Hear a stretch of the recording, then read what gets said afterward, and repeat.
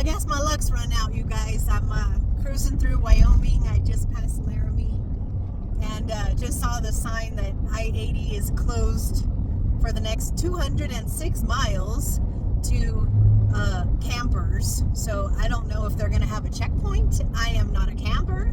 I am a lower profile, like, enclosed trailer. But I don't know if they're going to have, you know, a checkpoint and tell me I have to stop.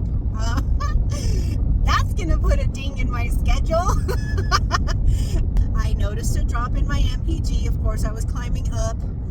So I was doing 7.9, you know, on my MPG. Now I'm back at 12.7, but I'm going down. So extreme blowover risk. I-80, next 203 miles, close to all campers under 20,000 pounds. Well, I guess we'll see if I get to go through or not. It's not terrible, you guys.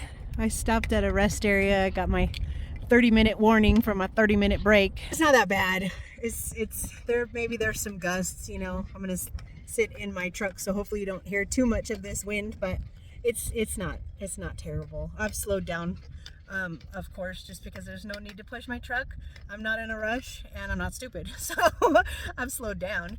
But it's not bad. The wind is not bad. It'll put me an hour behind or something like that. It's no big deal. I made it to Green River, you guys. Trailer's good, truck's good, everything's fine. I didn't get as far as I wanted to get, just because, you know, the wind. I slowed down a little bit. I don't like the feel of fishtail, you know, and the wind just kind of pushing you as a side wind. So I just took it easy, no big deal. I got about a 2-hour drive in the morning and we'll get her done. Good morning. I woke up an hour before my alarm, but of course I think I went to bed at like 7 o'clock, you guys. I was so tired.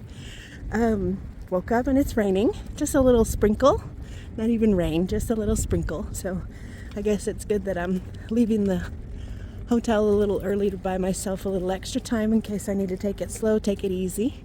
Walk around the corner here, make sure the truck and trailer are still here.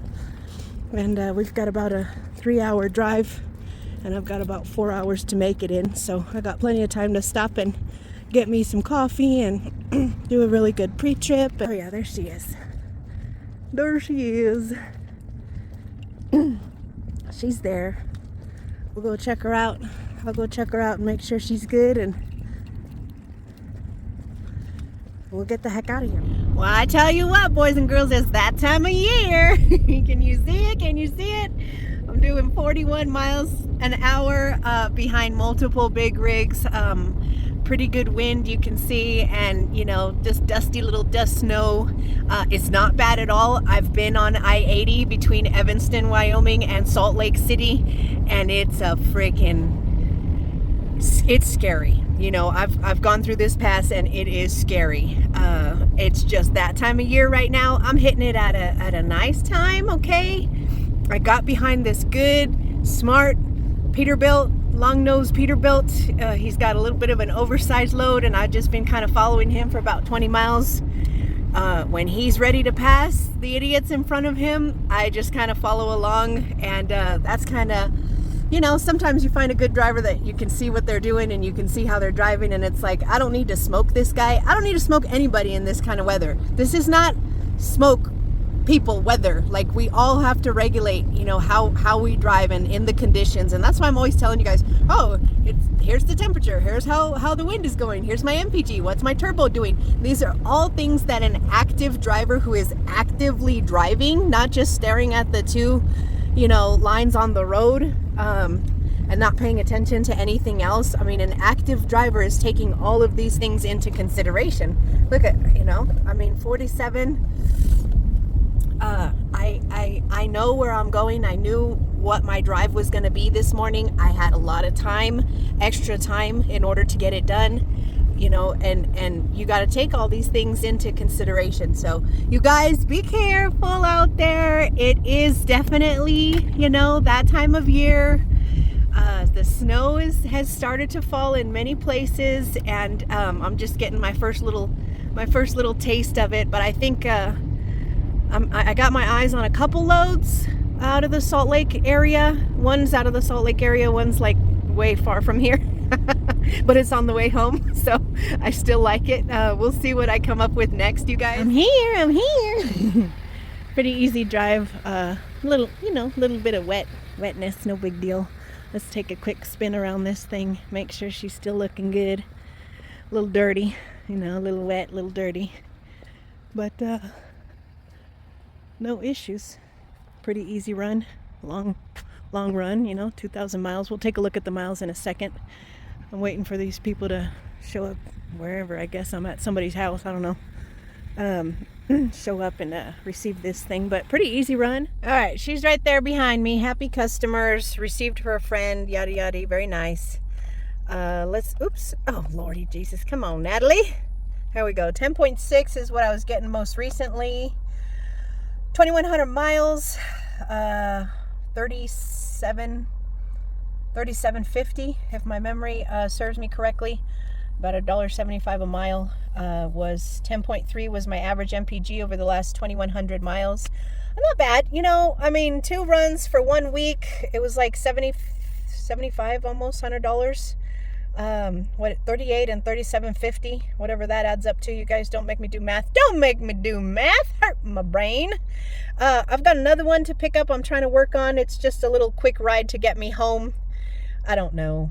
If I'm I would assume I'm gonna get it, but I'm working on it, whatever. But not bad for 1 week. I mean, $7,500. I mean, shoot, that's it's not too bad. Not too bad for just a girl in her old pickup truck. Good morning, you guys. What's up, YouTube Hot Shop family? I hope everybody's doing good, you guys. I'm still on 80. I'm telling you, And then once you get on 80, between pretty much the whole state of Wyoming, it's not very interesting. And then all through Nebraska, which is where I am now, it is not very interesting. So you guys, I hauled 2 really good loads from my boat guy this week, or last week I should say, and took my reset, and now I'm, look at that, Omaha. I had to decide, it basically, the power only load, the last load I did dropped me off in Salt Lake City, which is a very far cry from Texas. So I had to decide, okay, am I going to deadhead all the way from Salt Lake City all the way home, which would have been like 1,600 miles, which cuts into my costs, right? I hauled 2 really good loads, but if I got a deadhead 1,600 miles home, then the 2 really good loads are only oh, okay, well, some of my deadhead costs has to come out of that money, right? So I'm taking a look at the load board. My guy didn't have anything else, and I'm like, okay, well, I could get home in 2 days, or or I could take a reset and see if I see something else. Well, I didn't see. I'm trying to get home. It's the week before Thanksgiving, you guys, and I'm trying to get home. I got some house stuff I need to do. I don't know what we're doing for Thanksgiving, but I do want to be home for that. I have missed Thanksgivings. I have missed Christmases. I have missed my daughter's 18th birthday. This job, this career path will take over your life. And sometimes in the beginning it means a big sacrifice, and sometimes that means missing a holiday. Jefferson will miss Thanksgiving this year, not by choice, by necessity. And that's just because we got to do what we got to do. Some years it's like that, and you've got to make up the money somehow. And some years you're like me right now, which is I'm going home a week before Thanksgiving, and I'm probably going to stay my butt at home, but that also means I ain't making no money. So the money's got to come from somewhere to pay the bills while I sit my butt at home, right? So you guys just be mindful of that if you are looking at this career path. So I'm like, okay, do I deadhead, or do I found this little bumper pull RV. It's a 2023, but it's picking up out of a repo yard, and it's going to an auction house. So I'm only hauling it 300 miles. It's $750. So as far as rate per mile, it's perfect, right? I would kind of rather do that, and that $750 just pay for my fuel and my whatever, my fuel and my food. Pay for that. Put a little bit of money in my pocket to get me home, rather than haul a larger or heavier item from Salt Lake City or Denver going towards my house or past my house. I'd rather just haul something short miles just to pay for my expenses to go home, so that the 2 that I just ran, all that goes basically in my pocket, if that makes sense, you guys, rather than haul a larger unit, like a larger RV, longer miles, but that has basically a lower rate per mile, right? So this one is over $2 a mile, but it's short miles. But I'd rather just be deadhead with just me and my truck running the rest of these miles, instead of taking, for example, something from Salt Lake City to Dallas, which is going to be, I don't know, 1,500 miles for $1 a mile. Yes, I'm making $1,500, which is, yes, it's twice as much as $750. However, I'm pulling it for 15 or 14 or whatever 100 miles. She looks pretty good. The tires are low. I'm gonna go air them up. I spent more time messing with my hitch. I had to finally flip my hitch up right side up.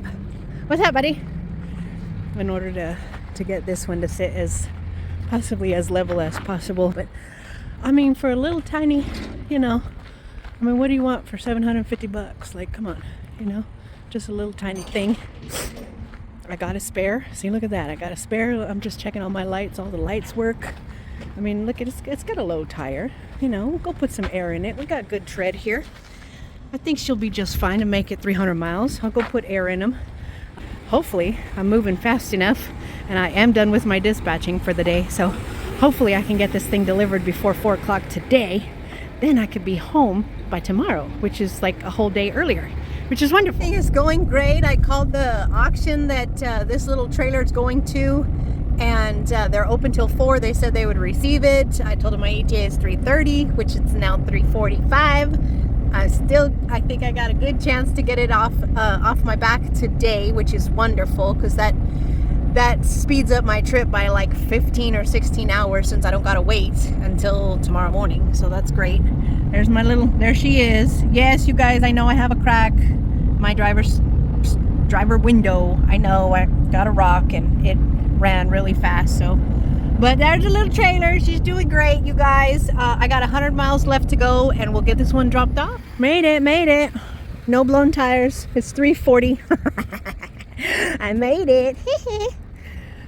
Oh, it's nice when you realize you get to be home like 18 hours earlier. It's very nice. I love it. In a sea of campers, you guys, they're just a big, it's a big auction type deal. So somebody's going to come out and meet me, and I think I'm going to park it here. I don't know. I'll find out, but all good. I made it. I'm happy. I'll be $750 richer in 2 days. They'll ACH me. All right, there she is. Take a quick peek at this mileage. I need def. 320 miles, $750. 11.2 miles to the gallon. Pretty easy little run. I'm glad I planned it this way. There was a lot of wind in Wyoming, and pretty much died down in Nebraska, but there was a lot of wind in Wyoming. So I'm glad I ran it this way, instead of, finding one that to pick up in Salt Lake that, I would have to haul farther. So it kind of worked out great. It's 4 o'clock in the afternoon. I've got plenty of energy, plenty of hours to keep going. I'm going. I'm out of here. Oh, look, there's Copart across the street. Huh. Yeah, a lot of auctions, I guess. Anyways, you guys, I'm going to shut it down. I'm headed home. I'll be home tomorrow morning, and I'll do some more recording for you later on in the week. You guys be safe, take care, get home for Thanksgiving. Don't fight the load boards, don't fight the mess, just stay out of it. That's my best opinion. Go home, let the other idiots fight for scraps and stress themselves out and run the risk of idiots drinking and driving, hitting them and all that. Just stay out of it. That's my best advice, you guys. Go home, take care, and I will see you soon.